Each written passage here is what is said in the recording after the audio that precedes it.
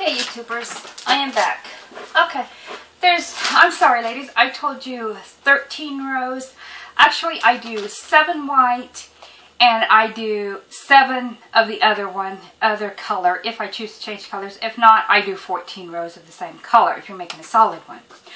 Okay, so the next step, what you want to do is, this is where I cut the yarn so I can do the bind off. I cut the yarn about 12 inches worth of yarn you cut a tail. Then you take your, get my tapestry needle. Then you take your tapestry needle, you thread it, so now you have, now this is how I bind off. You take your tapestry needle and your first, well actually it would be your last peg that you finished. What you do is you take your tapestry needle, go from the top down underneath the loop and then up over the loop, and then your yarn is going to get caught, so just pull it through and then you just pull it. You do this on the next and you go all the way around from the top down, lift the loop up and over and pull your yarn through, and you do this all the way around, and your yarn's gonna catch, but just pull it off. You do this all the way around, and sometimes it's a little tricky. And don't see, as you see, you're taking it off the loom.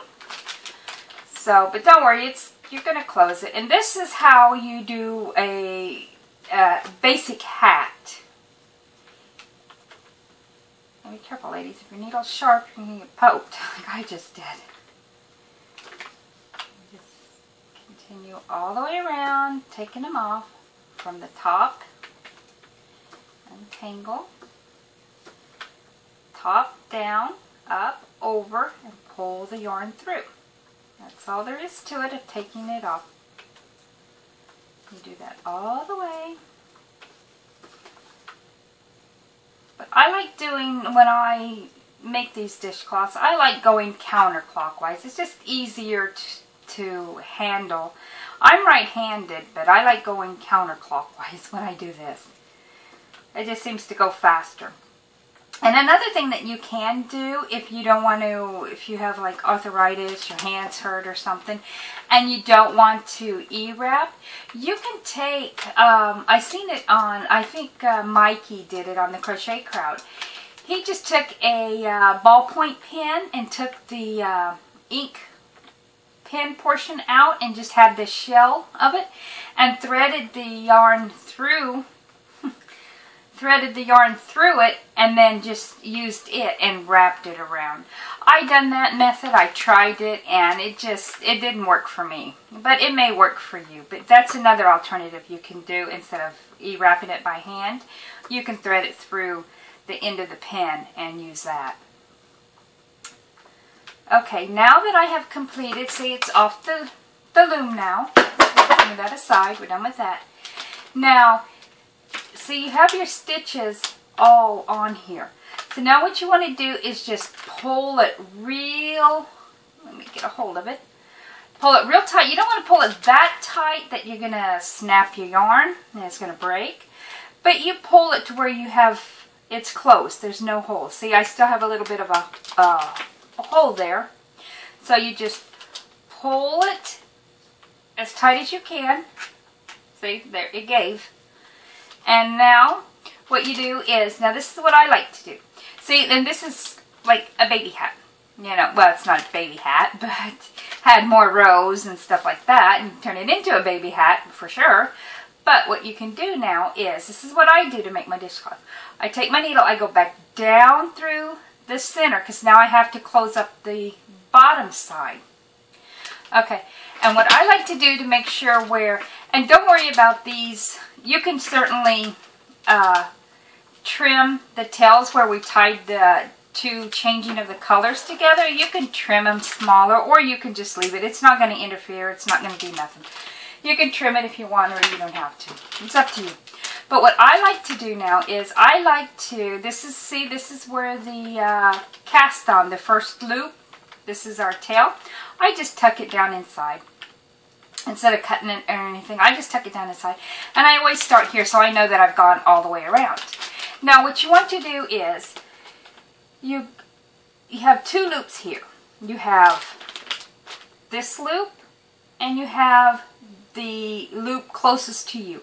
I use the loop closest to me and I weave the yarn through it to pull it tight to close it, because if you use only the back or you go through both, you're going to have a big bulge on the outside and it doesn't look pretty. So I just weave my yarn, my needle under, whichever way you want to do it to add the yarn to it. Close it. It's like basically what you're doing is a drawstring. So you just weave only the closest loop to you and just pull it. And you see, because you went from the center all the way up, you're going to find that it's going to be a little bit off-centered. You can certainly tie off the yarn, cut it, and rethread it through here and start here if you want. But I just find that a little bit inconvenient, and it doesn't bother me that it's a little bit lopsided. You're just going to be cleaning the dishes with it, So, and also ladies, this is good for cleaning your sinks, and along with this recipe that I'm going to show you here in a minute, it's good to clean your sinks, because it's basically like the soft scrub that you buy. So I'll show you here when I finish this. I will give you the recipe how I do it, and it makes my dishes really nice and clean, sparkly. My white plates are really white and shiny. My glasses are sparkly clean. But this is all you do, ladies, is you just weave all the way around, and it helps to use a long needle. So you just pull it, because see, as you see, it's starting to close. You just weave all the way around to the end, and only, remember ladies, just the first loop close to you. Weave all the way around. See, I'm almost, right here's my tail, so I'm almost there, back to there. So you just go, let me get under this loop. Sometimes the last one is really tricky. And what you can do, you can jump back over to the first one here, to where you can ensure that you do. But since I'm using a different color and it's going to be showing, I do not like to do that. Well, I just got it tangled here. Alright, now what you do is, see, you just pull it, just like you did on this one, just pull it tight. And you see, it is going to pucker, but you can just flatten it out. And since I did use two different colors, what I like to do is, normally I would finish it off on this side. But since I'm using two different colors, I don't like for this color to be showing on this side. So I go back through the center and come up, well, go back through the center and come up into the center of the other side. This side here where you have the color. And then I finish it off on this side. So see, this is what it looks like. And as you see, it is a little bit like right here's the center and here. It's a little bit lopsided, but as you see, it is pulled, it's held together. It's not going to come undone because I went from this side to this side, and I had the string with the same string in between. So that's what helps hold it together. And you certainly, if you're making like the solid one, you certainly can do like a couple of stitches around to hold them together if you would like, but I find that unnecessary. Sometimes I do it if I use a real thinner yarn to make sure that it's going to hold together. And the only thing that I do, ladies, is just to end them, is I just take a couple of stitches over it just to make sure that it's going to stay. I do a couple of stitches, and then on the third stitch, what I do is I just bring the yarn back around the needle and pull it through. So I'm ending it with a and you pull it and you end it with a knot so it's not going to come undone. And I usually do that twice. Well, if I can get my yarn through there, because this one... Okay, we won't do it twice. We'll just do it once here. Because this one yarn is a little bit thicker than I normally would like. So, but there you go. And then you just cut it off. And then you can just shape, you know, stretch it out, shape it, because it's not going to come unraveled. It's not going to come undone. And there you go, ladies. You have your very own dishcloth. And it's good to clean the sinks with it. You wash the dishes. Because of the microfiber of the yarn here, it works really good with the dish soap recipe I'm going to show you. And the only thing that you need just 2 ingredients. You need 1 cup of baking soda, or carbonate by soda in some countries they call it.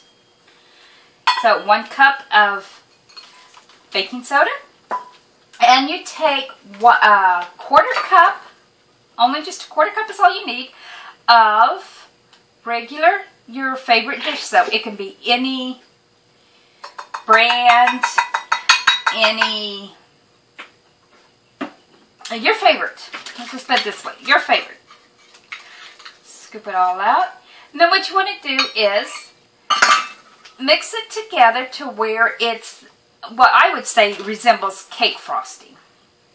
So you just mix it all together. Sometimes if it's humid day, dry, you might need a little bit more. But general recipe is 1 cup of baking soda to a 1/4 cup of dish soap. So you just mix it all together. You can hold it so you can see it. Just mix it all together as you see. It's, well, I would say it's a little bit thicker than cake frosting, but it's pretty close to that. And there you have it. You have dish soap. And I just have it in a pretty little candy dish with the lid beside my sink. And I just dip my sponge in it and wash my dishes and rinse it off. But as we all know, that the baking soda doesn't scratch the surfaces, but in conjunction with the microfibers of the yarn with the baking soda, it cleans the dishes. It takes just, you know, like sometimes you have hard water spots on your dishes and stuff, but when you use these 2 together, ladies, you don't. And you rinse it, and you can rinse it in cold water if you wish. It comes really nice and shiny and clean, or you can use it hot water, whichever, you know, however you do your dishes. But I would not recommend this. This will dissolve if you fill up your sink and you put it in. It will dissolve. So this is for if you know, wash your dishes, you know, like 1 by 1, not fill it up in the sink. But there you have it, ladies. And you can use this to clean. You can even use this to clean your toilets. You can clean your countertops. You can clean your sinks. Because it's just like the soft scrub that you buy commercially from the store. But this here, you can make it yourself for pennies. So I hope you enjoyed this video, ladies. And I will be back soon with another video. Thank you.